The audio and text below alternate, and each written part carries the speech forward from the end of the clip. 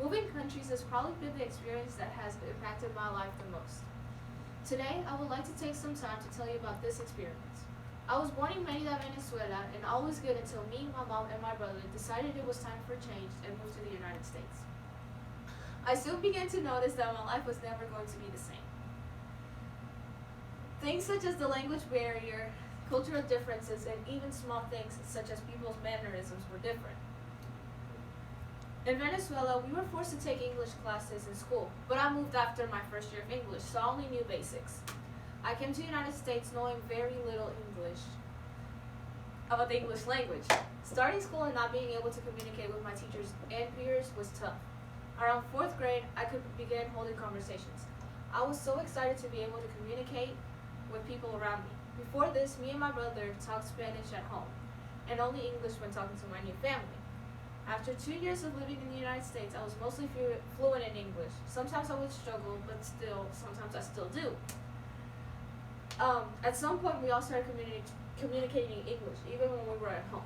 My mom forced us to speak Spanish at home from then on, just like we didn't forget our language. Cultural differences. Clearly, there were cultural differences, but one of the biggest one I noticed was how Christmas and New Year's was spent. Back at home in Venezuela, we spent Christmas and New Year's and partied all night with our family. Here I have noticed that people still gather, but it's just immediate family. In Venezuela, it was extended family, like my second cousins, aunts, uncles that I didn't even know were there. Another difference that I noticed is that things were trendy in Venezuela were out of style here in the United States. If you open a magazine here, models wouldn't be diverse, but back home I feel like there was more diversity in the media.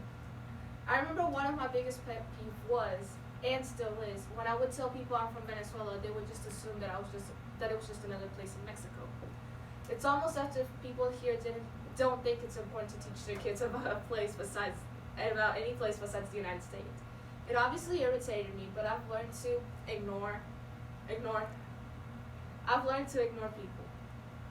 In Venezuela, when talking to another person that's older you ask for their blessing before speaking. I think we did this out of respect, and there's nothing wrong with it. I've just been so used to it doing it my whole life that I feel weird not doing it. Another thing that we used to do in Venezuela but don't do here is whenever you see someone you know, you give them a hug and a kiss on the cheek. I'm actually okay with this rule because I would feel weird and uncomfortable hugging some of the people I know.